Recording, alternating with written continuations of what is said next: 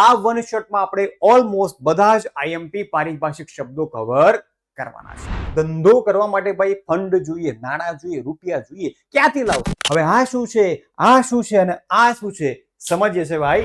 આ એક મોટો ખર્ચો છે ધંધાનો, કે એ ખર્ચાનો લાભ ધંધાને 1 વર્ષ કરતા વધારે સમયગાળા માટે મળવાનો છે, પણ આ કોઈ વસ્તુ નથી। ધંધાની એવી આવક, જે આવક તો છે પણ જે રેગ્યુલર નથી। જેમ કે ધંધામાં તમે કોઈક મશીનરી વેચી, હવે શું તમે દર વર્ષે મશીન વેચવાના? આપણે જેની પાસેથી ઉધાર માલ લાવ્યા હોઈએ, ખરીદ્યો હોય, ત્યારે સામેવાળો વ્યક્તિ આપણા માટે લેણદાર કહેવાય। જેટલું પ્રોમ્પ્ટ, જેટલું ત્વરિત, જેટલું જલ્દી તમે પેમેન્ટ કરશો તો જ તમને વટાવ મળશે। 15 દિવસ પછી ચૂકવશો। કેમ છો મારા વાલા ધોરણ 11 કોમર્સના વિદ્યાર્થીઓ? ઘણા સમયથી તમે રાહ જોઈ રહ્યા હતા કે સર 11મા ધોરણ માટે તો આવું કંઈક લાવો, વન શોટ લાવો। તો જુઓ, તમારી માટે હું સરસ મજાનો પહેલા ચેપ્ટરનો વન શોટ લઈને આવી ગયો છું। અકાઉન્ટનું પહેલું ચેપ્ટર એટલે કે હિસાબી પદ્ધતિ અને તેના પારિભાષિક શબ્દો। 11 કોમર્સ એટલે વિદ્યાર્થીનું પહેલું ધોરણ કહેવાય। જેમ તમે સ્કૂલમાં પહેલા ધોરણમાં પ્રવેશ મેળવ્યો હતો ત્યારે તમારી માટે દરેકે દરેક સબ્જેક્ટ ટોટલી નવા હતા। એ સબ્જેક્ટના વર્ડ્સ, શબ્દો તમારી માટે નવા હતા। એ જ રીતે જેવું બાળક ધોરણ 11 કોમર્સમાં પ્રવેશ મેળવે છે ત્યારે દરેકે દરેક સબ્જેક્ટ જે કોમર્સના છે એ દરેક વિદ્યાર્થી માટે ટોટલી નવા છે। કેમ કે 1 થી લઈને 10 ધોરણ સુધી ક્યારેય તમારે ના અકાઉન્ટ આવ્યું છે, ના આંકડાશાસ્ત્ર આવ્યું છે। નો ડાઉટ 10મામાં આંકડાશાસ્ત્રનો નાનો પોર્શન આવ્યો છે, પણ આખું સ્ટેટ જે 11 અને 12માં છે એ 10મામાં આવ્યું નથી। ના અર્થશાસ્ત્ર આવ્યું છે, ના વાણિજ્ય વ્યવસ્થા અને સંચાલન આવ્યું છે, કે ના એસપીસીસી આવ્યું છે। એનો મતલબ કે દરેકે દરેક વિષય તમારી માટે ટોટલ નવા છે। અને અકાઉન્ટ એટલે કોમર્સનો મેઇન સબ્જેક્ટ। અકાઉન્ટ વગર તો ભાઈ બિલકુલ ન ચાલે। અને અકાઉન્ટ ત્યારે જ શીખી શકાય ને ભાઈ કે જ્યારે એના પારિભાષિક શબ્દો આવડતા હોય। કેમ કે દીકરાઓ, અકાઉન્ટને બિઝનેસની, ધંધાની ભાષા, લેંગ્વેજ તરીકે ઓળખવામાં આવે છે। જ્યારે તમે નાના હતા, જ્યારે પહેલી વખત બોલતા શીખ્યા ત્યારે ડાયરેક્ટ ગુજરાતી ભાષા બોલવા નહોતા લાગ્યા। ધીમે ધીમે તમે શબ્દો સાંભળ્યા, એ શબ્દોનો રિયલ મીનિંગ સમજ્યા, ત્યાર પછી એ શબ્દો પરથી તમે એક સેન્ટેન્સ બનાવતા શીખ્યા અને તમને ભાષા આવડી ગઈ। એ જ રીતે અકાઉન્ટ પણ ધંધાની, બિઝનેસની ભાષા છે, લેંગ્વેજ છે। જો તમારે સૌથી સરળ રીતે, એવી સૌથી સરળ રીતે અકાઉન્ટ શીખવું હોય તો એની માટે એના જે પારિભાષિક શબ્દો છે એને બેઝિક ટર્મ્સ કહેવામાં આવે છે, એ તમારી પાકી હોવી જોઈએ। એનો રિયલ મીનિંગ, સાચો અર્થ, ખાલી ગોખવા માટે નહીં ભાઈ, સાચો અર્થ રિયલ લાઈફમાં શું છે, પ્રેક્ટિકલ લાઈફમાં શું છે એ પણ આપણને ખબર હોવું જોઈએ।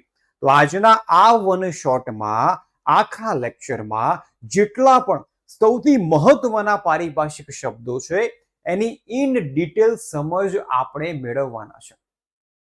એક જ વસ્તુ કહીશ, બહુ સિમ્પલ, કે વન શોટને, લેક્ચરને, વિડીયોને એન્ડ સુધી જોતા રહેજો, કેમ કે એન્ડના અમુક પારિભાષિક શબ્દો ખૂબ જ મહત્વના છે જે તમને છેક સુધી કોમર્સમાં કામમાં લાગવાના છે। ચાલો તો ફટાફટ શરૂઆત કરી દઈએ અને હું પાર્થ સર સ્વાગત કરું છું તમારું પીડબ્લ્યુ ગુજરાતી કોમર્સ ચેનલ પર। તો શરૂ કરીએ છીએ આપણે સૌથી પહેલું ચેપ્ટર અકાઉન્ટનું, એટલે કે હિસાબી પદ્ધતિ અને તેના પારિભાષિક શબ્દો। અને આજના આ લેક્ચરમાં, આ વન શોટમાં આપણે ઓલમોસ્ટ બધા જ આઈએમપી પારિભાષિક શબ્દો કવર કરવાના છે।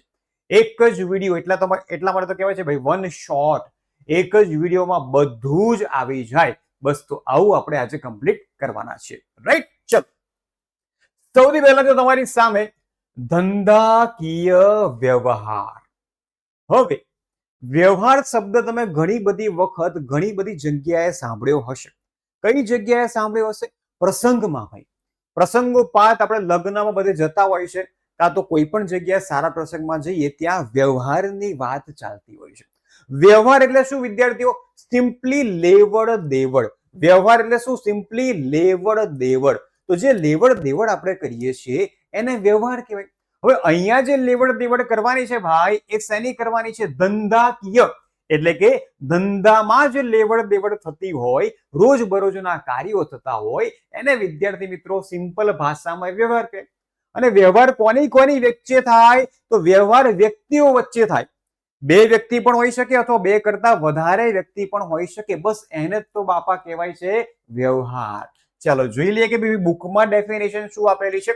તો ધંધાકીય વ્યવહાર એટલે બે કે તેથી વધુ વ્યક્તિઓ વચ્ચે ધંધા માટેની વસ્તુ કે સેવાની રોકડમાં અથવા શાખ પર ફેરબદલી. અહીંયા બે અથવા બે વ્યક્તિઓ, બે કરતા વધારે વ્યક્તિઓ વચ્ચે એક્સચેન્જ થઈ રહ્યું છે. એ શું હોઈ શકે? તો ધંધામાં શું હોય? તો વસ્તુ હોય અથવા તો સેવા સર્વિસ હોય, કાં તો રોકડા રૂપિયા આવી જાય, કાં તો ભવિષ્યમાં આવશે. શાખ એટલે શું બેટા? ઉધાર. શાખ એટલે શું? ઉધાર. ઘણી બધી દુકાનની બહાર તમે લખેલું જોયું હશે કે ઉધાર માંગવું નહીં, બરાબર? તો એ કે જે રૂપિયા વગર આપણે માલ લઈ લઈએ ને, એને ઉધાર કહેવાય. તો સિમ્પલ અર્થમાં બે અથવા બે કરતા વધુ વ્યક્તિઓ વચ્ચે ધંધામાં વસ્તુ અથવા સેવાની જે લેવડ દેવડ થાય છે, ફેર બદલી થાય છે, એને કહેવાય વ્યવહાર. તમે ડીમાર્ટમાં ગયા, ડીમાર્ટમાંથી તમે અમુક વસ્તુઓ ખરીદી અને સામે તમે પૈસા આપશો, તો એ પણ શું કહેવાય બેટા? વ્યવહાર કહેવાય. તો ધંધાના જેટલા પણ વ્યવહાર છે એ દરેકે દરેક વ્યવહારની નોંધ ધંધાની અંદર, ધંધાના ચોપડે નામાની અંદર કરવામાં આવે છે ભાઈ. ઇન શોર્ટ, ધંધામાં જે કંઈ પણ લેવડ દેવડ થતી હોય એ રોકડમાં હોય કે શાક પર હોય, એટલે કે ઉધારે હોય, એને સિમ્પલ અર્થમાં ભાઈ ધંધાકીય વ્યવહાર કહેવાય. ચાલો વધીએ છીએ આગળ. સરસ મજાની ટર્મ જે ઘણા બધા વિદ્યાર્થીઓને મોઢે હશે અને કદાચ સમજી પણ ગયા હશે. આપણે કંઈક અલગ રીતે અને સાચી રીતે ઇન ડિટેલ સમજીએ ભાઈ કે મૂડી એટલે શું. સૌપ્રથમ વિદ્યાર્થી મિત્રો, દરેકના ઇંગ્લિશ નામ પણ હું તમને કહેતો છું ભાઈ. તો મૂડી એટલે કેપિટલ, જે તમારી માટે આઈએમપી છે, એના ઇંગ્લિશના નામ પણ આપણે જાણીશું. તો મૂડી એટલે કેપિટલ. બહુ સિમ્પલ લોજિક છે. તો જુઓ, આ છે બિઝનેસ ઓનર. ચલો ડ્રોઈંગ પર ના જશો ભાઈ, આવું જ ડ્રોઈંગ મને આવડે છે, બરાબર? તો આ છે ધંધાનો માલિક, બિઝનેસ ઓનર, રાઈટ? આ છે ધંધો, આ છે એનો બિઝનેસ, બરાબર? અને આ છે એનું સરસ મજાનું ઘર. આવું ઘર દોડતા હું જ્યારે ત્રીજા ચોથા ધોરણમાં હતો ત્યારે મારા ડ્રોઈંગ ટીચરે શીખવાડ્યું હતું. ત્યાર પછી ક્યારેય મેં ડ્રોઈંગમાં એની અંદર આના કરતા સારું ઘર દોર્યું નથી. ઓકે, ચાલો સમજી લઈએ ભાઈ મૂડી કોને કહેવાય. તો વિદ્યાર્થી મિત્રો, જ્યારે ધંધાનો માલિક કોણ? ધંધાનો માલિક બિઝનેસ ઓનર પોતાના ઘરેથી, સિમ્પલ લોજિક, એક ધંધો કરવા માટે ભાઈ ફંડ જોઈએ, નાણાં જોઈએ, રૂપિયા જોઈએ. ક્યાંથી લાવશે? ઘેરથી તો લાવશે ને. ઘરે જે રૂપિયા પડ્યા હશે એ જ તો આપણે ધંધામાં લઈ જઈશું. તો ધંધાનો માલિક પોતાના ઘરેથી જે કંઈ પણ રૂપિયા એટલે કે રોકડ ધંધામાં લઈ જાય, ધંધામાં ઇન્વેસ્ટ કરે, એને બેટા મૂડી તરીકે ઓળખવામાં આવે છે. હવે ઘરેથી ધંધામાં જાય તો એને દીકરાઓ કહેવાય મૂડી. પણ શું ઘરેથી માત્ર રોકડા રૂપિયા જ લઈ જશે? ના બેટા, રોકડ સિવાય એ અમુક વસ્તુ પણ લઈ જઈ શકે છે. વસ્તુ એટલે કેવી વસ્તુ? ફોર એક્ઝામ્પલ, બિઝનેસમાં એક ટેબલની જરૂર છે અને ઘરે ટેબલ પડ્યું જ છે, તો આપણે ઘરેથી લઈ જઈશું. બિઝનેસમાં એક પંખાની જરૂર છે, તો ઘરે પંખો પડ્યો જ છે, તો એ પણ આપણે ધંધામાં લઈ જઈશું. ટૂંકમાં ધંધાનો માલિક પોતાના ઘરેથી રોકડ અથવા તો કોઈ વસ્તુ, જેને આપણે મિલકત તરીકે ઓળખીએ છીએ, આગળ સમજીશું, લઈ જાય ધંધામાં, તેને કહેવાય મૂડી. ફોર એક્ઝામ્પલ, ધંધાના માલિક ધંધો શરૂ કરવા માટે પોતાના ઘરેથી 1 લાખ રૂપિયા રોકડા લઈ જાય છે ભાઈ. આ છે રોકડ એટલે કે કેશ. ત્યાર પછી 10,000 રૂપિયાનું ફર્નિચર પણ લઈ જાય છે, તો એને પણ સર મૂડી કહેવાશે? હા બેટા, એને પણ મૂડી કહેવાશે, પણ એની એક વેલ્યુ હોવી જોઈએ. તેની વેલ્યુ કેટલી છે? 10,000 રૂપિયા છે. આ સિવાય 2,000 રૂપિયાનો પંખો પણ લઈ જાય છે ભાઈ, તો એ પણ એડ થશે? હા, એ પણ એડ થશે. તો જુઓ, હવે ધંધાની કુલ મૂડી કેટલી થઈ? એવું નથી કે રોકડા રૂપિયા લઈ જાય એને જ મૂડી કહેવાય, વસ્તુ જે લઈ જાય છે એને પણ મૂડી કહેવાય છે. તો 1,12,000 રૂપિયા ધંધાની કુલ શું થઈ ગઈ દીકરાઓ? મૂડી થઈ ગઈ. ચલો ક્લિયર છે બોસ? તો બહુ સિમ્પલ વસ્તુ છે કે ધંધાનો માલિક ધંધામાં રોકડ રૂપિયા અથવા તો વસ્તુ લઈ જાય એને મૂડી તરીકે ઓળખવામાં આવે છે. તો જોઈ લો ડેફિનેશન. ધંધાનો માલિક ધંધામાં રોકડ માલ અથવા મિલકત લાવે તેને મૂડી કહેવાય. સિમ્પલ. એક મહત્વની વાત કહી દઉં જે તમને ક્યારેય કદાચ સાંભળી નહીં હોય. આ જે મૂડી છે ધંધા માટે આંતરિક જવાબદારી કહેવાય. માલિકની મૂડી ઓનર્સ કેપિટલ બિઝનેસ માટે ધંધા માટે આંતરિક જવાબદારી કહેવાય. આ યાદ રાખજો. ચલો ક્લિયર છે બોસ? ડન. મૂડી કોને કહેવાય? આગળ વધીએ. મૂડી કરતા ઊંધું એટલે ઉપાડ. ધંધાનો માલિક પોતાના અંગત વપરાશ માટે એટલે કે પર્સનલ ધંધાનો માલિક પોતાના અંગત વપરાશ માટે રૂપિયા ક્યાંથી લેશે? ભાઈ ધંધામાંથી જ લેશે ને, કેમ કે કમાવાનું સાધન જ બિઝનેસ છે. તો ધંધામાંથી રૂપિયા ઉપાડશે પોતાના અંગત વપરાશ માટે. ધંધામાંથી રોકડ અથવા માલ અથવા મિલકત લઈ જાય તેને ભાઈ ઉપાડ તરીકે ઓળખવામાં આવે છે. રાઈટ. ચલો ફરીથી આપણે ડ્રો કરી દઈએ. તો આ છે ધંધાનો માલિક. આ તો ભાઈ હું છું. આ છે ધંધાનો માલિક. આ છે એનો બિઝનેસ અને આ છે એનું ઘર. ચલો આપણે ઘર થોડું ખરાબ દોરાવું છે પણ ચલાવી લેજો ભાઈ. તો આ ઘર છે, આ માલિક છે, આના ધંધો છે. હવે માલિકની પત્ની, ચલો એને પણ આપણે દોરી દઈએ. આ છે ધંધાના માલિકની પત્ની. બરાબર. ચલો એના થોડા લાંબા વાળ હોય ને. હા. તો આ છે ધંધાના માલિકની પત્ની. હવે એની બર્થડે આવી રહી છે અને એને એવું કીધું કે બર્થડે પર મારે આઈફોન જોઈએ છે ભાઈ. IPhone 17 pro. કયો જોઈએ છે ભાઈ મારે? IPhone 17 pro. પાછળ મેક્સ એડ કરી દઈએ ભાઈ. તો મારે આઈફોન 17 પ્રો મેક્સ જોઈએ છે અને મને લઈ આપો. બાકી આપણા વચ્ચે કોઈ સંબંધ નહીં. બોલવાનું બંધ, ઘરે આવવાનું બંધ. ધંધાનો માલિક ગભરાઈ ગયો કે આરો કંઈ પણ થાય આઈફોન 17 પ્રો તો મારે લઈ જ જવો પડશે અને આની કિંમત છે આશરે 1,50,000 ની કદાચ વધારે હશે.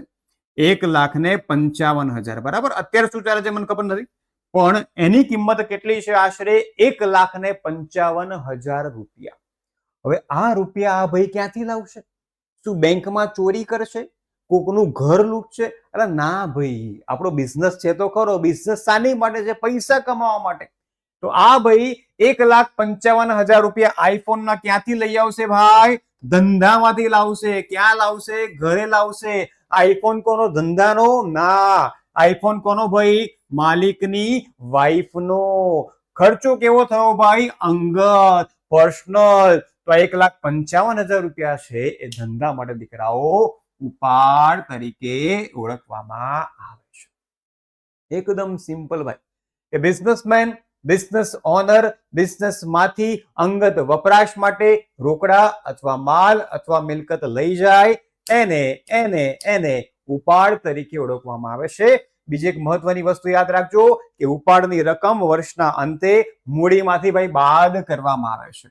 ઉપાડ શું કરીશું? વર્ષના અંતે મૂડીમાંથી બાદ કરીશું. એનો મતલબ એવો થયો કે ધંધાનો માલિક જેટલો ઉપાડ કરશે એટલી અમાઉન્ટ મૂડીમાંથી બાદ થશે, એટલી જ એની મૂડી ઘટશે. બસ આ વસ્તુ યાદ રાખજો. શા માટે? કેમ કે ઉપાડ ધંધાનો ખર્ચો નથી, અંગત ખર્ચો છે. એટલા માટે ઉપાડની રકમ મૂડીમાંથી ભાઈ બાદ કરવામાં આવશે. ચલો વધીએ છીએ આગળ. મૂડી અને ઉપાડ બે બેઝિક ટર્મ ક્લિયર થઈ ગઈ છે. નેક્સ્ટ એન્ડ વેરી ઇમ્પોર્ટન્ટ, આ તમને એની હાઉ ખ્યાલ હોવો જ જોઈએ, એટલે કે મિલકતો. તો મિલકત એટલે એવી દ્રશ્ય અથવા તો અદ્રશ્ય. સર આ શું નવું લાયા બેટા? હા, મિલકત દ્રશ્ય પણ હોઈ શકે, એટલે કે જેને તમે જોઈ શકો છો, ટચ કરી શકો છો, અને મિલકત અદ્રશ્ય પણ હોઈ શકે, જેને આપણે નરી આંખે જોઈ શકતા નથી, સૂક્ષ્મ દર્શકમાં પણ ના જોવે. હે ભાઈ, આ કઈ પેલો જીવડું અમીબા નથી કે સૂક્ષ્મ દર્શકમાં જોવાય, નરી આંખે ન જોવાય. આ અદ્રશ્ય મિલકત છે જે તમે જોઈ શકતા પણ નથી અને જેને ટચ પણ કરી શકતા નથી, અડી પણ શકતા નથી, એટલે કે દ્રશ્ય અદ્રશ્ય શું છે ભાઈ? વસ્તુ છે. શું છે ભાઈ? વસ્તુ એટલે કે નોન લિવિંગ, નિર્જીવ વસ્તુ છે જે ધંધાની માલિકીની હોય. કોની હોય ભાઈ? પોતાની હોય, ધંધાની હોય અને તેનું નાણાકીય મૂલ્ય આંકી શકાતું હોય, એને સિમ્પલ અર્થમાં મિલકત કહેવામાં આવે છે. સિમ્પલ છે. ધંધાની એવી બધી જ વસ્તુઓ કે જેનું નાણાકીય મૂલ્ય હોય, બરાબર, એને આપણે મિલકત તરીકે ઓળખીશું. સર, મિલકતના પ્રકાર કેવી હોય? કેવી લાગે? હાથી જેવી હોય કે ઘોડા જેવી હોય? તો દીકરાઓ, મિલકત ના હાથી જેવી હોય ના ઘોડા જેવી હોય. મિલકતના કુલ 3 પ્રકાર છે મારા દીકરાઓ. સમજાવું છું આગળ ડિટેલમાં. સાંભળી લો કયા કયા 3 પ્રકાર. પહેલો પ્રકાર બિન ચાલુ મિલકત. પહેલો પ્રકાર શું છે ભાઈ? બિન ચાલુ મિલકત. ત્યાર પછી બીજો પ્રકાર, એરોને થોડો આપણે લાંબો કરી દઈએ, તો બીજો પ્રકાર છે મારા દીકરાઓ ચાલુ મિલકત. બીજો પ્રકાર શું છે ભાઈ? ચાલુ મિલકત. સર, બિનચાલુ એટલે શું? ચાલુ એટલે શું? સમજાવું છું ભાઈ, શાંતિ રાખો, સબર કરો, સમજાતા હું. ત્રીજો પ્રકાર છે ભાઈ અવાસ્તવિક મિલકત. ત્રીજો પ્રકાર શું છે ભાઈ? અવાસ્તવિક મિલકત.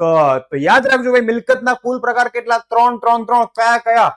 બિનચાલુ મિલકત, ચાલુ મિલકત અને અવાસ્તવિક મિલકત. હવે આ શું છે, આ શું છે અને આ શું છે સમજીએ છે ભાઈ નેક્સ્ટ સ્લાઇડમાં. ચલો સૌથી પહેલા સમજી લઈએ બિનચાલુ મિલકતો કોને કહેવાય, જે તમારી આજુબાજુ ઉપર નીચે છે જ, બરાબર. હમણાં ગણાવીશ, તમે ગણજો એટલે યાદ રહી જશે ભાઈ. ઓકે, ચલો પહેલા ડેફિનેશન જોઈ લઈએ. જે મિલકતો 1 વર્ષથી વધુ સમયગાળા માટે, આ ખાસ યાદ રાખજો, more than 1 year, more than 1 year એટલે કે 12 મહિના કરતા વધારે સમયગાળા માટે હોય, એ દરેક મિલકતને બિનચાલુ મિલકત તરીકે ઓળખવામાં આવે છે. તેને લાંબા ગાળાની મિલકત અને સ્થિર મિલકત તરીકે પણ ઓળખવામાં આવે છે. લાંબા ગાળાની એનો મતલબ કે 1 વર્ષ કરતા વધારે સમયગાળા માટે. બિનચાલુ મિલકતોમાં કઈ કઈ આવે દીકરાઓ? તો પાઘડી, પેટન્ટ, ટ્રેડમાર્ક, કોપીરાઇટ, ત્યારબાદ જમીન, મકાન, પ્લાન્ટ, યંત્રો, વાહનો, ફર્નિચર વગેરેનો સમાવેશ થાય છે. બિનચાલુ મિલકતના પણ 2 પ્રકાર છે દીકરાઓ. કયા કયા 2 પ્રકાર સર? તો એક દ્રશ્ય અને બીજો પ્રકાર છે અદ્રશ્ય. હવે સિમ્પલ છે, સૌથી સરળ છે ભાઈ. તો તમે જે જગ્યાએ બેઠા છો એની ઉપર જુઓ, પંખો છે, પંખો તમને દેખાય છે? યસ. તો સિમ્પલ લોજિક દિમાગ દોડાવો કે એક વાર પંખો ખરીદ્યા પછી એ પંખો ધંધાની અંદર કેટલા વર્ષ ચાલશે? ચલો એ નથી ખબર પડતી, પણ 1 વર્ષ કરતા વધારે તો ચાલશે ને ભાઈ. હા, તો એ બિનચાલુ મિલકત છે. શું પંખો જોઈ શકાય છે ભાઈ? હા, પંખો જોઈ શકાય છે. તો એ કેવી મિલકત થઈ ભાઈ? દ્રશ્ય મિલકત થઈ. ત્યાર પછી જો તમારા ઘરમાં એસી હોય, એર કન્ડિશનર હોય, તો એર કન્ડિશનર પણ 1 વર્ષ કરતા વધારે સમયગાળા માટે ચાલે છે. એ વસ્તુ છે, એને જોઈ શકાય છે. તો કેવી મિલકત થઈ ભાઈ? બિનચાલુ દ્રશ્ય મિલકત થઈ. આ બોર્ડ જેના પર અત્યારે હું તમને ભણાવી રહ્યો છું, આ બોર્ડ 1 કરતા વધારે એટલે કે લાંબા ગાળા સુધી ચાલશે, તો આ બોર્ડને પણ આપણે દ્રશ્ય બિનચાલુ મિલકત તરીકે ઓળખીએ છીએ. સર, અદ્રશ્ય કેવી? એમાં કઈ કઈ વસ્તુ આવે? તો બેટા પાઘડી, patent, trademark, copyright, software, franchise, licence, આ બધું અદ્રશ્ય બિનચાલુ મિલકતમાં આવે. બસ, તો તમારે આ વસ્તુ યાદ રાખવાની છે. એવી વસ્તુઓ કે જે ધંધાની માલિકીની છે અને જે 12 મહિના કરતા વધારે એટલે કે 1 વર્ષ કરતા વધારે સમયગાળા માટે ધંધામાં હોય અને જેનો ઉપયોગ કરીને ધંધાને કંઈક ને કંઈક નાણાકીય લાભ થતો હોય એ દરેકે દરેક મિલકતને આપણે બિનચાલુ મિલકત તરીકે ઓળખીશું. બિનચાલુ મિલકતના ભાઈ બે પ્રકાર છે, દ્રશ્ય અને અદ્રશ્ય. જોઈ શકાય અડી શકાય એ દ્રશ્ય મિલકત, અને જેને જોઈ ન શકાય અડી ન શકાય એ અદ્રશ્ય મિલકત. ચલો વધીએ છે ભાઈ આગળ. ચાલુ મિલકતો પેલા કરતા ઓપોઝિટ. બિનચાલુમાં શું યાદ રાખ્યું? 1 વર્ષ કરતા વધારે સમયગાળા માટે, જ્યારે અહીંયા સમયગાળો 1 વર્ષ કરતા કેવો હોય ભાઈ? ઓછો હોય. ચાલુ મિલકતોમાં કઈ કઈ મિલકતો આવશે? દેવાદારો, લેણી હુંડી, રોકડ સિલક, બેંક સિલક, આકર સ્ટોક, રોકાણો, મળવાની બાકી આવક, અગાઉથી ચૂકવેલ ખર્ચા વગેરે. સર આ કેવી મિલકત છે? તો બેટા આ પણ ધંધાની મિલકત છે, પણ જેનું રૂપાંતરણ આ એવી મિલકત છે કે જે કન્વર્ટ થઈ જાય છે 1 વર્ષની અંદર. સર શેમાં કન્વર્ટ થઈ જશે? રોકડમાં કન્વર્ટ થઈ જશે, એટલે કે કેશમાં કન્વર્ટ થઈ જશે વિધિન 1 યર. એ દરેકે દરેક મિલકતને ચાલુ મિલકત તરીકે ઓળખવામાં આવશે. એક એક્ઝામ્પલ લઈને સમજાવું. ઓકે, ફોર એક્ઝામ્પલ આખર સ્ટોક. આખર સ્ટોક એટલે શું? ધંધાનો સ્ટોક કે જે વેચાયા વગરનો તમારી પાસે પડ્યો છે. તો એક સ્ટોક ભવિષ્યમાં તમે વેચશો, સામે તમને નાણાં મળશે. એનો મતલબ કે વિધિન 1 યર આ સ્ટોકનું રૂપાંતરણ શેમાં થઈ જશે ભાઈ? રોકડમાં થઈ જશે. તેથી દરેક મિલકત જે કન્વર્ટ થઈ જતી હોય કેશની અંદર, રોકડની અંદર 1 વર્ષની અંદર, એ દરેક મિલકતને દીકરાઓ ચાલુ મિલકત કહેવાય. ચલો ભાઈ, ડન છે, ડન છે, ડન છે. વધીએ છે આગળ. ત્રીજો પ્રકાર અવાસ્તવિક મિલકતો, જેને ઇંગ્લિશમાં ફિક્ટિશિયસ એસેટ તરીકે પણ ઓળખવામાં આવે છે. ઓકે, જે મિલકતોના વેચાણથી નાણાંનું ઉપાર્જન ન થતું હોય, એટલે કે તમે એને વેચી ન શકતા હો, એ દરેક મિલકતોને અવાસ્તવિક મિલકત કહેવામાં આવે છે. આ મિલકતોનું રોકડમાં રૂપાંતરણ થઈ શકતું નથી, પણ આ મિલકતોનો સમયગાળો બેટા લાંબો હોય છે. આ મિલકત ધંધામાં લાંબા ગાળા માટે હોય છે. આ કોઈ વસ્તુ નથી, આ એક મોટો ખર્ચો છે ધંધાનો, કે એ ખર્ચાનો લાભ ધંધાને 1 વર્ષ કરતા વધારે સમયગાળા માટે મળવાનો છે, પણ આ કોઈ વસ્તુ નથી. એવી દરેક મિલકતને અવાસ્તવિક મિલકત તરીકે ઓળખવામાં આવે છે. ચલો એક્ઝામ્પલ જોઈ લઈએ, એટલે તમને મગજમાં ફિટ થઈ જશે. ઓકે, એક્ઝામ્પલ જોતા પહેલા અત્યારે જે વન શોટ તમે જોઈ રહ્યા છો, અને જે અહીંયા હું લખી રહ્યો છું, જે ડેફિનેશન્સ છે, જે મિનિંગ છે, જે તમને રિવિઝન કરવામાં ખૂબ જ મદદરૂપ બનશે. એ નોટ્સની પીડીએફ તમારે જોઈતી હોય ફ્રી ઓફ કોસ્ટ, એની માટે તમારે આ QR કોડ સ્કેન કરી દેવાનો છે. જેવું તમે આ QR કોડ સ્કેન કરશો, તમે PWની એપ્લિકેશન પર આરો બેચ પર પહોંચી જશો, જે સ્પેશિયલી કોની માટે ડિઝાઇન કરવામાં આવી છે? ધોરણ 11 કોમર્સના વિદ્યાર્થી માટે ડિઝાઇન કરવામાં આવી છે. કેવી છે સર? ફ્રી ઓફ કોસ્ટ છે. તો હમણાં જ QR કોડ સ્કેન કરી લો, આરો બેચ જોઈન કરી લો.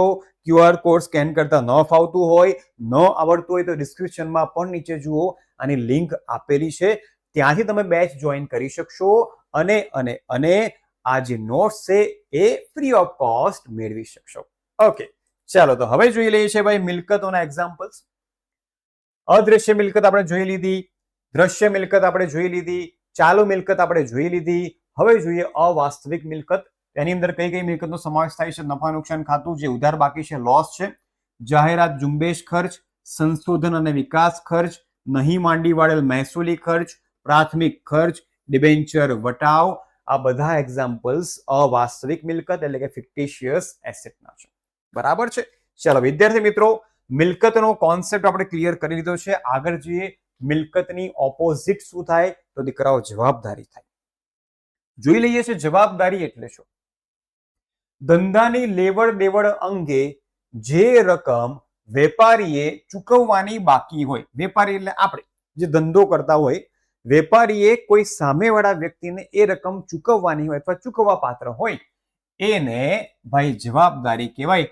જવાબદારીનું બીજું નામ છે ભાઈ દેવું. સર શું જવાબદારીના પણ 3 પ્રકાર છે? ના બેટા, જવાબદારીના મુખ્ય 2 પ્રકાર છે. સર કયા કયા? એક આંતરિક અને બીજો પ્રકાર છે બાહ્ય. સર આંતરિક જવાબદારી એટલે કઈ? હમણાં જ મેં તમને કીધું મૂડી ધંધાની કેવી જવાબદારી છે ભાઈ? આંતરિક જવાબદારી છે. અચ્છા, તો હા. અને બાહ્યના પ્રકાર કેટલા? તો બાહ્યના પણ 2 પ્રકાર. કયા કયા સર? બિનચાલુ અને ચાલુ જવાબદારી. સર બિનચાલુ એટલે 1 વર્ષ કરતા વધારે? હા. ચાલુ એટલે 1 વર્ષ કરતા ઓછી? હા. કેવી રીતે? ચાલો જોઈ લઈએ ભાઈ. ઓકે, તો સૌથી પહેલા ચાલુ અને બિનચાલુ જવાબદારીઓની ડેફિનેશન જોઈ લઈએ, જેથી તમને મગજમાં ફિટ થઈ જાય. Same as asset. ચાલુ જવાબદારી કોને કહેવાય? જે જવાબદારી ચૂકવવાનો સમયગાળો 1 વર્ષનો હોય, 1 વર્ષનો એટલે કે વિધિન 1 યર હોય, તેને ચાલુ જવાબદારી કહેવામાં આવે છે. મિલકત કરતા ટોટલી ઓપોઝિટ છે. ચાલુ મિલકતમાં શું હતું કે જે મિલકત કન્વર્ટ થઈ જાય છે કેશમાં વિધિન 1 યર, જ્યારે આ જવાબદારી તમારે પેમેન્ટ કરવું પડશે વિધિન 1 યર, જેને ચાલુ જવાબદારી તરીકે ઓળખવામાં આવે છે. ચાલુ જવાબદારીને ટૂંકા ગાળાની જવાબદારી પણ કહેવામાં આવે છે. ચાલો, બિનચાલુ જવાબદારી એટલે કેવી? હવે તમે સમજી ગયા હશો ભાઈ કે જેની ચૂકવણીનો સમયગાળો 1 વર્ષ કરતા વધારે હોય, જેમ કે loan, debenture, bond, public deposits, એ બધી જવાબદારી કેવી કહેવામાં આવશે? બિનચાલુ, કે જેનો સમયગાળો 1 વર્ષ કરતા વધુ છે. બિનચાલુ જવાબદારી લાંબા ગાળાની જવાબદારી તરીકે ઓળખવામાં આવે છે. તો દીકરાઓ, ચાલુ જવાબદારી એટલે એવી જવાબદારી કે જે વિધિન 1 યરની એની ચૂકવણી કરવાની છે. અને બિનચાલુ એટલે એવી જવાબદારી કે 1 વર્ષ કરતા વધારે સમયગાળા માટે તેની ચૂકવણી તમારે કરવી પડશે. એને આપણે બિનચાલુ જવાબદારી તરીકે ઓળખીએ છીએ. ચલો ભાઈ, વધીએ છીએ આગળ. નેક્સ્ટ, ખર્ચ. ખર્ચ અને ઉપજ અથવા તો આવક. સૌથી પહેલા ખર્ચ, જેનું નોલેજ તમને છે જ, પણ ધંધામાં કયા કયા પ્રકારના ખર્ચ હોય એ સમજી લઈએ. સૌથી પહેલા ખર્ચનો મીનિંગ જોઈ લઈએ ભાઈ. કોઈ પણ વસ્તુ કે સેવાનો લાભ મેળવવા માટે, એટલે કુછ પાને કે લીએ કુછ ખોના પડતા હૈ, બરાબર? તો જે રકમ ચૂકવવી પડે છે તેને ખર્ચ કહેવામાં આવે છે. કંઈક મેળવવા માટે કંઈક સામે તમે ચૂકવશો, આપશો, એને આપણે ખર્ચ તરીકે ઓળખીશું. પણ ધંધામાં કંઈ મેળવવા માટે સામે કઈ વસ્તુ આપો તો ન ચાલે. સામે તમારે શું આપવું પડશે? રૂપિયા ભાઈ આપવા પડશે, તો એને કહેવાય ખર્ચ. ખર્ચના કુલ 2 પ્રકાર છે, મૂડી ખર્ચ અને મહેસૂલી ખર્ચ. ચાલો જોઈ લઈએ છીએ મૂડી ખર્ચ કોને કહેવાય અને મહેસૂલી ખર્ચ કોને કહેવાય. જે ખર્ચનો લાભ પેઢીને 1 વર્ષ કે તેના કરતા વધારે સમય માટે મળવાનો હોય તેને મૂડી ખર્ચ કહેવાય છે. બસ આ વસ્તુ યાદ રાખજો. એવો ધંધાનો ખર્ચો કે એકવાર ખર્ચો કર્યા પછી લાંબા સમયગાળા સુધી, એટલે કે 1 વર્ષ કરતા વધારે સમયગાળા સુધી ધંધાને એનો લાભ મળવાનો હોય તેને મૂડી ખર્ચ તરીકે ઓળખવામાં આવે છે. એનો મતલબ કોઈ પણ મિલકત તમે ખરીદો, પણ કેવી મિલકત ભાઈ? બિનચાલુ મિલકત. કેવી મિલકત ભાઈ? કોઈ પણ બિનચાલુ મિલકતની ખરીદી એ મૂડી ખર્ચનું એક્ઝામ્પલ છે.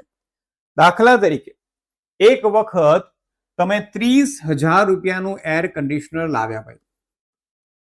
એક વખત તમે 30,000 રૂપિયાનું એસી એર કન્ડિશનર લાવ્યા, ખર્ચો થયો. પણ આ એસી નો લાભ તમે 1 વર્ષ કરતા વધારે સમયગાળા સુધી મેળવી શકશો, તો આ ખર્ચને આપણે મૂડી ખર્ચ તરીકે ઓળખીશું. ડન છે? ચલો, મહેસૂલી ખર્ચ જોઈ લઈએ. જે ખર્ચનો લાભ પેઢીને 1 વર્ષ કે તેના કરતા ઓછા સમય માટે મળવાનો હોય તેને મહેસૂલી ખર્ચ કહેવામાં આવે છે. દાખલા તરીકે પગાર. તો પગાર દર મહિને ચૂકવવો પડશે. એકવાર પગાર ચૂક્યા પછી 5 વર્ષ સુધી ચૂકવવાનો જ નહીં એવું નથી હોતું. પગાર રેગ્યુલર તમારે ચૂકવવો પડશે. ત્યાર પછી સ્ટેશનરી ખર્ચ. એક વખત તમે પેન લાવ્યા, એ પેન પતી જાય એટલે તમારે બીજી પેન લાવવી પડશે, તો સ્ટેશનરી ખર્ચ. ત્યાર પછી ટેલિફોન ખર્ચ. દર મહિને કે દર 3 મહિને તમારે કન્ટિન્યુઅસ રિચાર્જ કરાવતા રહેવું પડશે. વીજળી ખર્ચ. દર મહિને તમારે લાઇટ બિલ ભરવું પડશે. વીમા પ્રીમિયમ. એવરી યર તમારે ઇન્સ્યોરન્સ પણ લેવો પડશે. તો આ બધા જ એક્ઝામ્પલ મહેસૂલી ખર્ચના છે. એક મેઇન ડિફરન્સ એક જ છે કે એવો ખર્ચો કે એકવાર કર્યા પછી લાંબા સમયગાળા સુધીનો લાભ મળતો હોય એને મૂડી ખર્ચ કહેવાય, અને એકવાર ખર્ચ કરવાથી એક જ વાર લાભ મળતો હોય તેને મહેસૂલી ખર્ચ કહેવાય. ચલો, ડન છે બોસ. વધીએ છીએ આગળ. ત્યાર પછી જેવું ખર્ચ છે એ જ રીતે આવક. આવક કોને કહેવાય? કોઈ પણ વસ્તુ કે સેવાના વેચાણ દ્વારા અથવા કોઈ પણ મિલકત વેચતા જે રકમ પ્રાપ્ત થાય તેને આવક કહેવાય. પેલામાં આપવું પડતું હતું એ ખર્ચ, ને જ્યારે મળે તમને ત્યારે એને કહેવાય આવક. આવકના પણ બે પ્રકાર છે ભાઈ, મૂડી આવક અને મહેસૂલી આવક. મૂડી આવક કોને કહેવાય? કોઈ પણ મિલકત વેચતા જે આવક પ્રાપ્ત થાય છે તેને મૂડી આવક તરીકે ઓળખવામાં આવે છે. મૂડી આવકને અનિયમિત આવક પણ કહેવાય છે. ધંધાની એવી આવક, જે આવક તો છે પણ જે રેગ્યુલર નથી. જેમ કે ધંધામાં તમે કોઈક મશીનરી વેચી, હવે શું તમે દર વર્ષે મશીન વેચવાના છો? દર મહિને મશીન વેચવાના છો? તો ના. એ મશીન બગડ્યું હશે, કાં તો તમે નવું મશીન લાવ્યા હશો એટલા માટે તમે મશીન વેચશો. તો એવી આવક કે જે રેગ્યુલર નથી, જવલ્લે જ અથવા તો ક્યારેક જ તમને જોવા મળે, એને આપણે મૂડી આવક તરીકે ઓળખીશું. અને ખાસ કરીને ક્યારે થશે? જ્યારે મિલકત વેચીશું ત્યારે તમને જે આવક થાય એને આપણે મૂડી આવક તરીકે ઓળખીશું. મહેસૂલ એટલે કેવી? કે જે રેગ્યુલર છે ભાઈ. જે આવક ધંધાને રોજબરોજના વ્યવહારમાંથી મળતી હોય તેને મહેસૂલી આવક કહેવાય. સિમ્પલ એનું એક્ઝામ્પલ છે ભાઈ વેચાણ. ધંધામાં ડેલી તમે માલનું અથવા સેવાનું જે વેચાણ કરો છો એ રેગ્યુલર આવક છે, તો એ આવકને આપણે મહેસૂલી આવક તરીકે ઓળખીશું. ઇન શોર્ટ, મૂડી આવક એટલે જે ક્યારેક જ થાય એને મૂડી આવક તરીકે ઓળખીશું. જે રેગ્યુલર નેચરની આવક છે એને આપણે મહેસૂલી આવક તરીકે ઓળખીશું. ચાલો ભાઈ વધીએ છીએ આગળ. ત્યાર પછી નફો અને નુકસાન, બે સૌથી મહત્વના ટર્મ. નફો કોને કહેવાય ભાઈ? સિમ્પલ લોજિક છે. ધંધાની નિયમિત આવકોનો જાવકો પરનો વધારો એને કહેવાય ધંધાનો નફો. એટલે કે જ્યારે ધંધાની આવક વધારે હોય કોના કરતા? ખર્ચ કરતા. તો જે પેલી વધેલી રકમ છે, વધારાની ઉપરની આવકની રકમ છે, એને ભાઈ નફો કહેવાય. દાખલા તરીકે તમારી આવક છે 1,50,000 અને સામે તમારો ખર્ચ છે 1,25,000, તો તમે જે ઉપરની અમાઉન્ટ છે, ઉપરની રકમ છે, એને નફો કહેવાય. સિમ્પલ. આવકનો ખર્ચ પરનો વધારો એટલે નફો. નફાને ઇંગ્લિશમાં પ્રોફિટ કહેવાય છે. ચાલો નુકસાન. કોઈ પણ પ્રકારનો લાભ મેળવ્યા વિના ગુમાવેલ રકમને નુકસાન કહેવાય છે. અને બીજા અર્થમાં કહીએ લોસ એટલે શું? તો જ્યારે તમારા ખર્ચા વધારે હોય અને તમારી આવક ઓછી હોય ત્યારે તમને નુકસાન થયું કહેવાય. દાખલા તરીકે તમારી આવક છે 1,50,000 અને તમારા ખર્ચા છે 1,75,000, તો અહીંયા નેગેટિવ બેલેન્સ તમને મળશે. આ નેગેટિવ બેલેન્સને દીકરાઓ નુકસાન તરીકે ઓળખવામાં આવે છે. સિમ્પલ. નફો એટલે આવકનો વધારો સેના ઉપર? ખર્ચ પર. અને નુકસાન એટલે ખર્ચનો વધારો સેના ઉપર? આવક પર. તો બંને સિમ્પલ ટર્મ છે, પ્રોફિટ એન્ડ લોસ, નફો અને નુકસાન. ચલો ભાઈ વધીએ છીએ આગળ. ત્યાર પછી ખરીદી અને વેચાણ. શેની ખરીદી અને શેનું વેચાણ? ચાલો એ પણ જોઈ લઈએ. વેપારી ધંધાનો માલ રોકડેથી અથવા સાત પર ખરીદે તેને ખરીદી કહેવાય. જ્યારે તમે મિલકતને ખરીદશો ત્યારે તમારે ખરીદી શબ્દનો ઉપયોગ કરવાનો નથી, ત્યારે મિલકતનું નામ જ આપણે નોંધીશું. પણ જ્યારે તમે માલની ખરીદી કરી રહ્યા હોય ત્યારે તમારે ખરીદ ખાતે એ વ્યવહારને નોંધવાનો છે. ઇન શોર્ટ યાદ રાખો, ખરીદી એટલે કોની? તો કે માલની. એ જ રીતે વેચાણ તો કોનું ભાઈ? માલનું. તો માલની ખરીદી અને માલનું વેચાણ સેમ. વેપારી ધંધાનો માલ રોકડેથી અથવા તો ઉધારે આપે તેને વેચાણ કહેવાય છે. એટલે કે ધંધામાં માલ લાવીશું તો ખરીદી કહેવાય અને ગ્રાહકને આપીશું એને કહેવાય વેચાણ. પણ કોનું? માલનું, મિલકતનું નહીં. મિલકત માટે આપણે મિલકત શબ્દનો જ ઉપયોગ કરીશું. નેક્સ્ટ ટર્મ માલનો સ્ટોક અથવા તો આખર સ્ટોક. આખર સ્ટોક એટલે કે વર્ષના અંતે છેલ્લા દિવસે જે સ્ટોક તમારી પાસે વધ્યો હોય, જે વેચાયો નથી, અને આખર સ્ટોક કહેવાય. તો હિસાબી મુદતના અંતે ધંધામાં જે માલ વેચ્યા વિનાનો પડ્યો રહે છે તેને આખર સ્ટોક કહેવામાં આવે છે. હિસાબી મુદતના અંતે એટલે સર કઈ તારીખે? તો વર્ષની છેલ્લી તારીખ કઈ? 31 ડિસેમ્બર નહીં ભાઈ, 31 માર્ચ. કેમ કે આપણે નાણાકીય વર્ષ અકાઉન્ટિંગ યર ફોલો કરીએ છીએ, તો એની છેલ્લી તારીખ કઈ કહેવાય? 31/3 દિવસે તમારો જે વેચાયા વગરનો માલ પડી રહ્યો હોય એને આખર સ્ટોક તરીકે ઓળખવામાં આવે છે. ચલો નેક્સ્ટ.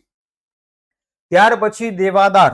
ઘણા બધા વિદ્યાર્થીઓ દેવાદારમાં અને લેણદારમાં કન્ફ્યુઝ હોય છે, તો કાન ખોલીને સાંભળી લો.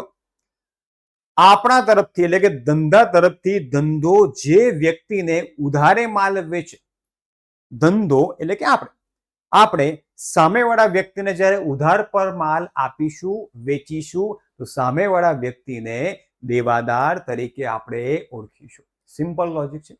આપણો એવો ગ્રાહક, આપણો એવો કસ્ટમર કે જેને આપણે ઉધારે માલ આપ્યો હોય એ વ્યક્તિને દેવાદાર તરીકે ઓળખવામાં આવે છે. ચલો ડેફિનેશન જોઈ લઈએ ભાઈ.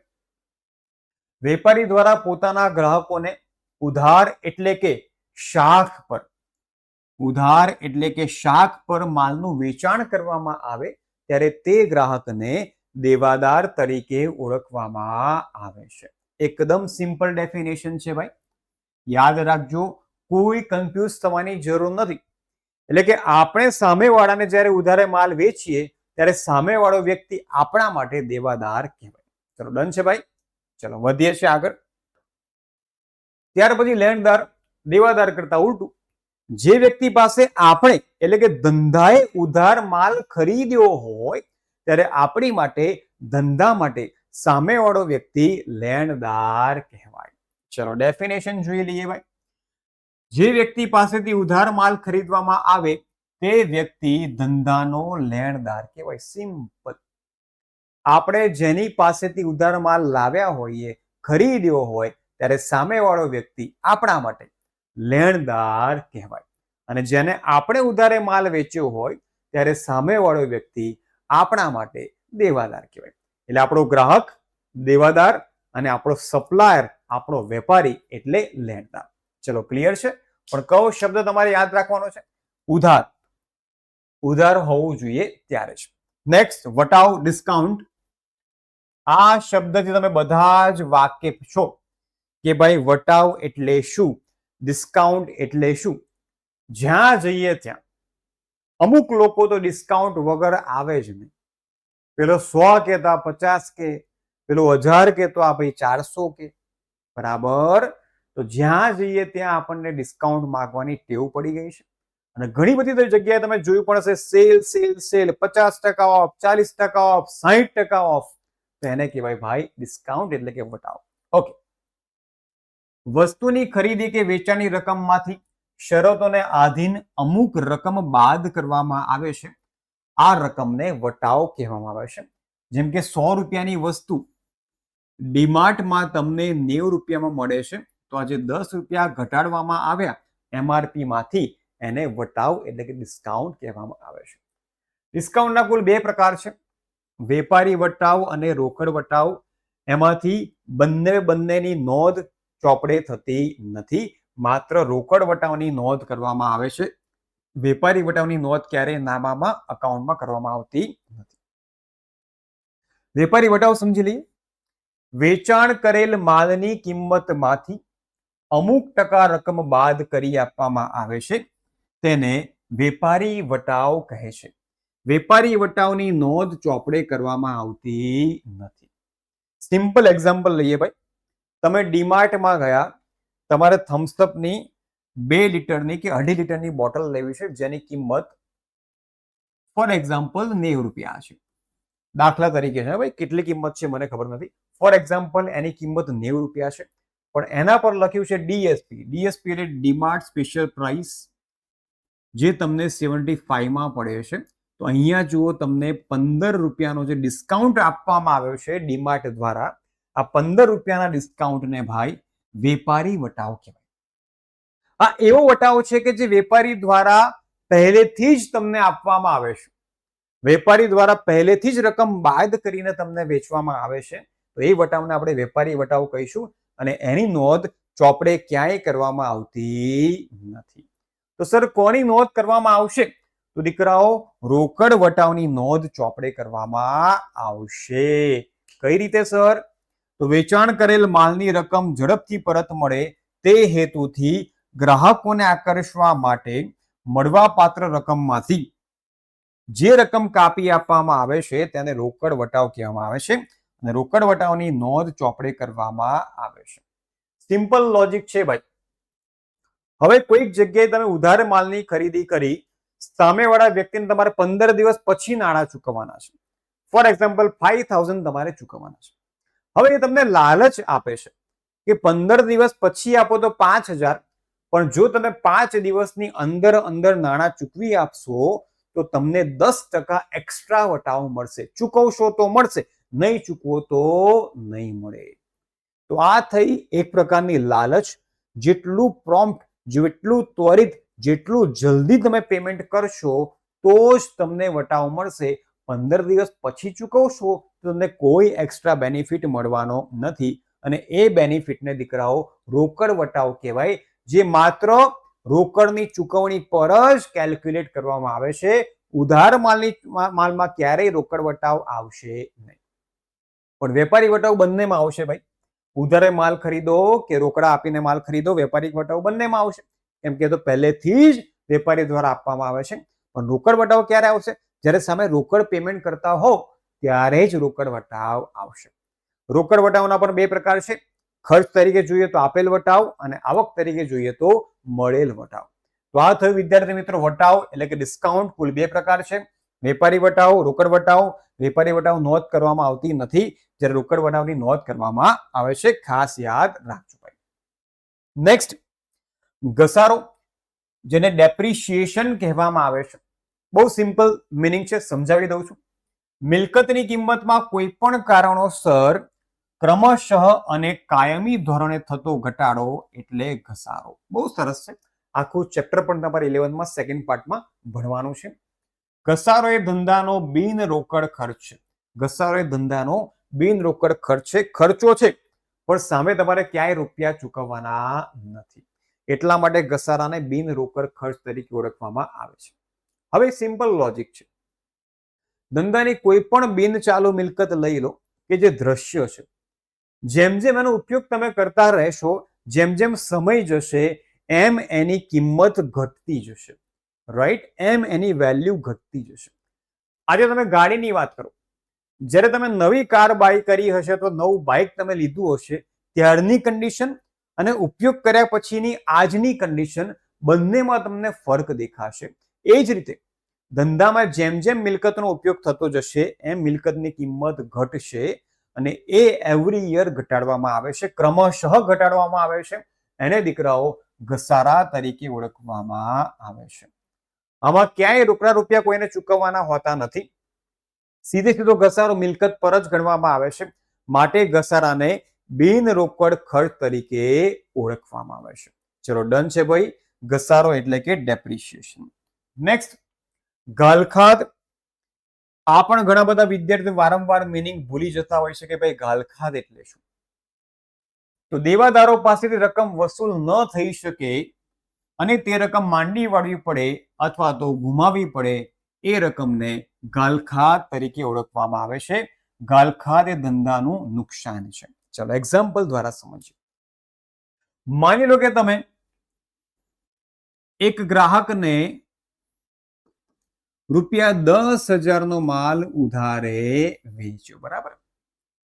સામેવાળો ગ્રાહક તો ખુશ થઈ જશે, કારણ કે તમે એને 10,000 નો માલ વગર રૂપિયે આપ્યો, ઉધારે આપ્યો. એણે તમને એવું કીધું કે અઠવાડિયા પછી હું આ 10,000 રૂપિયા તમને આપી જઈશ, રાઈટ? ઓકે. અઠવાડિયાનો સમય વીતી ગયો, ત્યાં સુધી એનો ના કોઈ ફોન આવ્યો, ના એ ભાઈ તમને પૈસા આપવા માટે આવ્યો. તમે સામેથી આ વ્યક્તિને ફોન કર્યો કે ભાઈ પેલા 10,000 રૂપિયાનો માલ તું લઈ ગયો, અઠવાડિયું થઈ ગયું છે, ભાઈ પૈસા મને પાછા આપી દે. ત્યારે આ ભાઈ તમને એવું કહે છે કે હું આપી દઈશ, ચિંતા ના કરશો, થોડો સમય મને આપો. આપણે કીધું સારું, ચલો માણસાઈની દ્રષ્ટિએ તને બીજા 3 દિવસ આપું છું. તો આપણે એને બીજા 3 દિવસ આપ્યા કે ભાઈ 3 દિવસ પછી ગમે તેમ કરીને 10,000 રૂપિયા મને પહોંચતા કરી દેજે. એને કીધું સારું. બીજા ઉપરના 3 દિવસ પણ વીતી જાય છે, તેમ છતાં આ ભાઈનો ફોન આવતો નથી. ફરી આપણે એને ફોન કર્યો કે ભાઈ ઉપરના 3 દિવસ પણ જતા રહ્યા, 10,000 તું મને ક્યારે આપીશ? ફરી આ ભાઈ કહે છે કે બહુ પરિસ્થિતિ ખરાબ છે, બસ મને 2 દિવસ આપો, 2 દિવસમાં હું ના આવું તો મારું નામ બદલી નાખજો. તો આપણે દયા કરીને ભાઈ કીધું હારું 2 દિવસ પછી આવજે, પણ આવજે. ઉપરના 2 દિવસ વીતી જાય છે, તેમ છતાંય એનો સામેથી કોઈ ફોન આવતો નથી. અને દુનિયાનો નિયમ છે ભાઈ, જેને પૈસા લેવાના હોય ને એને જ હંમેશા સામેથી ફોન કરવા પડે. તો આપણે ફરી એને ફોન કર્યો 2 દિવસ પછી, પણ એનો ફોન બંધ, ફોન સ્વિચ ઓફ. એની દુકાને ગયા, દુકાન બંધ. આ ભાઈ થઈ ગયો લાપતા. પછી આપણને ખ્યાલ આવ્યો કે આ ભાઈ તો લોકોનું કરીને છૂ થઈ ગયું છે. એનો મતલબ કે હવે આ ભાઈ મળે તેમ નથી, આ ભાઈ કઈ ગાયબ થઈ ગયા છે, આપણા પૈસા લઈને ભાગી ગયા છે. ધેટ મીન્સ આ જે 10,000 રૂપિયાની રાહ આપણે જોઈ રહ્યા હતા કે આવશે આવશે આવશે, પણ એ હવે આવવાના નથી. તો આ પૈસા તમારા ગયા, આ થઈ ગયું તમારું ભાઈ નુકસાન. અને આ નુકસાનને આપણે ગાલખાત તરીકે ઓળખીએ છીએ. તો સિમ્પલ લોજિક છે ભાઈ કે જે દેવાદાર પાસેથી રૂપિયા લેવાના હોય, વારંવાર પ્રયત્ન કરવા છતાં એ રૂપિયા મળે નહીં અને છેલ્લે એ રકમનું નુકસાન થઈ જાય, એ રકમને માંડી વળવી પડે, એને દીકરાઓ ગાલખાત કહેવાય. ચલો ડન છે બોસ. તો પહેલા ચેપ્ટરની સરસ સરસ મજાની આઈએમપી ઓલમોસ્ટ બધી જ બેઝિક ટર્મ્સ એટલે કે પારિભાષિક શબ્દો આપણે અહીંયા ક્લિયર કમ્પ્લીટ ચકાચક કરી લીધા છે. તો તમને વન શોટ કેવો લાગ્યો, તમને લેક્ચર કેવો લાગ્યો, કોમેન્ટ ચોક્કસથી કરી દેજો. આ સિવાય પણ જો તમને કોઈ ડાઉટ હોય તો તમે એને કોમેન્ટમાં જણાવી શકો છો. ફરીથી મળીશું દીકરો આપણે એક નવા વન શોટની અંદર. ત્યાં સુધી આવજો, તૈયારી કરતા રહેજો, ખુશ રહેજો, બરાબર. અને જે નવા વિષયો છે એને થોડો વધારે સમય આપજો, જેથી કરીને ઓછા સમયમાં તમે સારું પરફોર્મન્સ આપી શકો. કેમ કે 2 વર્ષ તમારી પાસે છે, 11 અને 12. 12માં તો બોર્ડ આવી જશે ભાઈ, બરાબર. તો બોર્ડમાં તમારે સારામાં સારું પરિણામ લાવવાનું છે. એ ત્યારે આવી શકશે ને કે જ્યારે 11th નો બેઝ ક્લિયર હોય. મળીએ છે નેક્સ્ટ લેક્ચરમાં, ત્યાં સુધી આવજો.